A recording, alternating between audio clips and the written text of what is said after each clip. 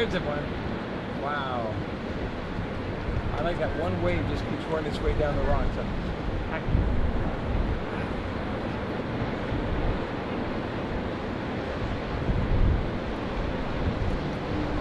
That's plenty. I'm nice and warm.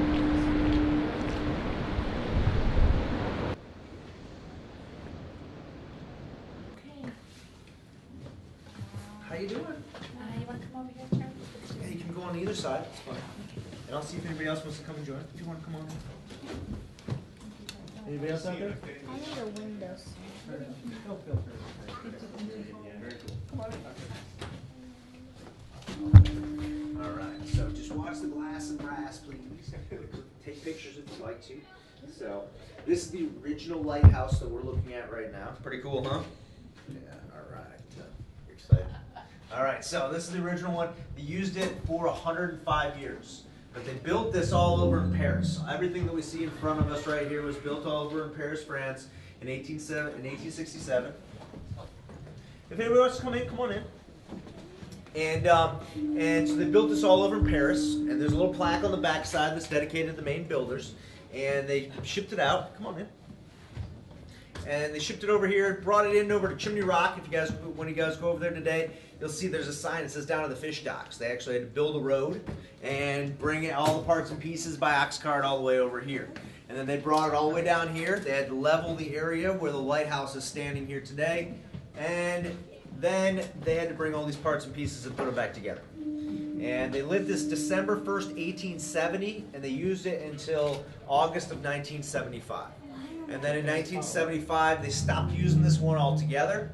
And what they did, instead of taking out the lens, taking out the clockwork mechanism, which is what they did to most lighthouses here in the United States when they automated them, they simply built a light outside. And so when they built a light outside, oh, we won't watch that, please. Just watch it. I just don't want you to hit the glass there. Yeah. They built a little light outside. You'll see that one rotating out there still today. That's our lighthouse today. Now it's so exciting compared to this big lens up above us here and how this one actually worked. But so this is one of the last lighthouses you're going to find anywhere in the United States that still has almost all of its original parts and pieces still in the exact same place. So this has been sitting here now for 140 plus years, so pretty cool. And how they actually got it to work is they would open the front door here.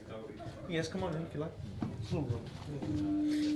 They'd open the door, and if you're looking from the sides of the front, this is a clockwork mechanism. If you guys have seen a grandfather clock before, very similar type of situation we have going on here, and clockwork mechanism that they would need to manually wind. There's a hand crank in the front, and they put it in this peg, and they would rotate this around. And as they rotated it around, you'd imagine all these wheels start spinning, the fans spin around in there, there's some weights that lift up and down, and then there's a weight like right underneath the lady over here, and it weighs 175 pounds. And as they rotate this around, that weight will lift up from the room below and go up to the top of the wheel above. And once it gets up there, then the keeper just simply lets it go. And for the next 2 hours and 10 minutes, that weight will just simply drop by gravity down, down, down, down to the room below. And then every 2 hours and 10 minutes, what's the keeper got to do? He has to crank it. You're right on. He has to wind that back up. He has to bring that weight back up. And they'd have to do this from a half hour before the sun goes down to a half hour after the sun rises. And of course, on the more typical day out here, which is when the fog monster is here. And so when the fog comes in, they have to come down here and work this thing. Now all this rotating around is making everything above us move. So everything from these brass wheels up, slowly rotating around. You got about 6,000 pounds of weight above us. It takes about 2 minutes to make a complete rotation all the way around. As it rotates around with the help of the lens and the light, it creates a flash once every 5 seconds, which will be different from the other lighthouses that are in the area. I don't know if we can still see the Farallon Islands out there, but you might be able to see the top of them out there, or we've seen them a little bit today. Those have a lighthouse out there that goes once every 15 seconds. The reason those are different is because when it is foggy, you want to know what map or what lighthouse you're looking at, you just open up your map, it'll show you right inside there. So ours once every 5 seconds, it still is today. How that's made is, as this rotates around, you'll see the lens up above us. It's a first order Fresnel lens. That's the largest size or order lens that they made for lighthouses in history. And it could shine light almost 25 miles out to sea. So pretty amazing. So that's shining the light out and magnifying the lens or light out. You'll see it's bent into sections, or it's broken down into sections, and then the glass is bent a little bit. This is to help reflect or refract the light out of the lens and magnify it out. And as it rotates around, you'll see it's broken into 24 sections. There's 43 pieces of glass in each section. That makes 1,032 pieces of individually cut glass up there, just to save you guys a little time for counting today. And as this rotates around, the light will get fixed in those sections every 5 seconds and create our flash. If it wasn't rotating around, you would just simply see beams of light going out each of those 24 sections on the buildings, going out to the ocean. So it needs to rotate around to create our flash. Now, the original light was not electricity. As you can imagine, they had candles in there. So there's 4 candles originally up there, and they were burning pig's fat or pig's lard. Early days, they had to trim the wicks to these candles quite often. Otherwise, it was going to create a lot of soot and smoke over all that glass, and they're going to have to do a lot of cleaning, which they already were doing anyway. So they wanted to make sure they trimmed those and made sure that they kept a short wick there. Now, what they changed over to in 1889 makes it a little bit easier. They start using kerosene oil. There's a little oil shed that's outside here. They'd bring in the oil and change it out every day. And then you had this oil vapor lamp that was up inside there, a little dome cover coming down from that hole is up above the light and helping vent the fumes up and out of the lighthouse. So it becomes a little bit easier. 1939, life gets good. We get this great thing out here called electricity. Woohoo! So electricity finally, 1975, what you see up there right now is there's 1,000 watt bulb doing all of our light work today. So that's what it looked like in 1975. There's a second one up there that's not on. One burns out, the other one just simply goes on. And if the power goes out completely, the last purchase the Coast Guard actually made for this lighthouse was a Coleman lantern. You put that on that pedestal up above, and that's how your light works if the power goes out in 1975. So much simpler than trimming wicks and burning pig's fat in the early days. Now the other thing you guys are going to see up there, and if I don't mention it, somebody's going to want to know, what's that curtain for? Anybody know what the curtain's for? Not direct to the land light. Yeah, you don't want to hit the light right into this big magnifying glass. If you played with the magnifying glass in the sun before, I have. Some of us have probably.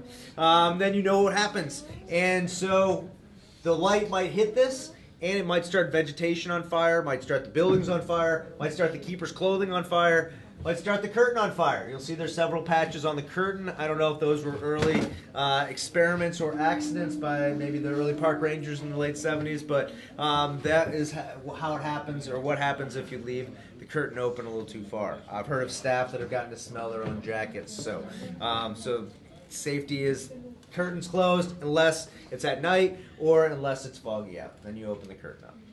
Now the other feature you guys are going to hear is there's a foghorn. That's going every 30 seconds, and you'll notice it's not foggy today, but the original foghorn was another 100 feet down below us on the cliffs.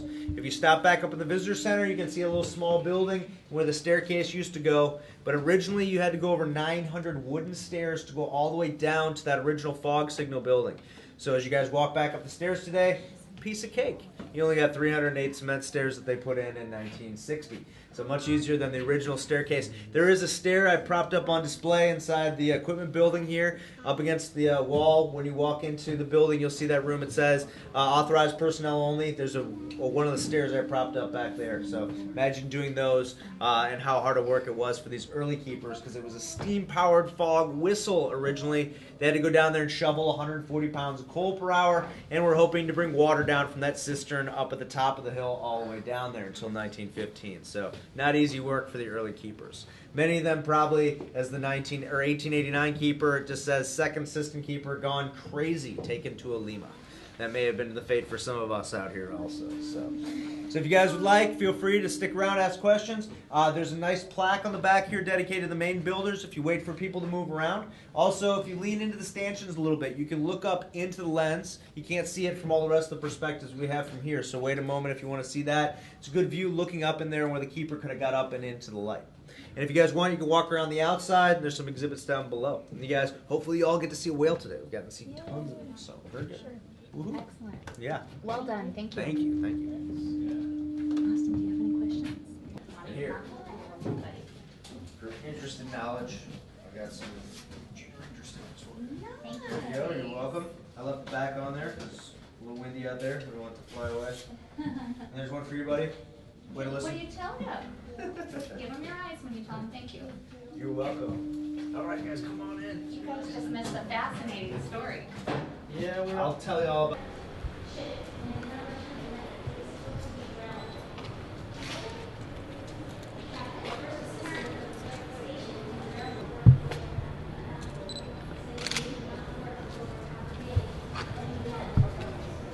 So you like those boxes?